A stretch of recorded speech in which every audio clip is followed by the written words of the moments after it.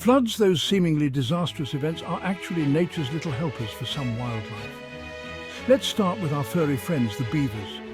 These industrious critters build dams that not only control water flow but also create wetlands. Wetlands that provide homes for countless other species.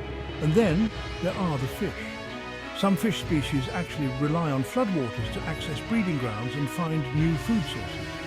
Without these annual floods, their populations would struggle. So, next time you see a raging river, remember this: nature has a plan, and sometimes it involves a little splash. Pretty cool, right? Stay curious, nature lovers.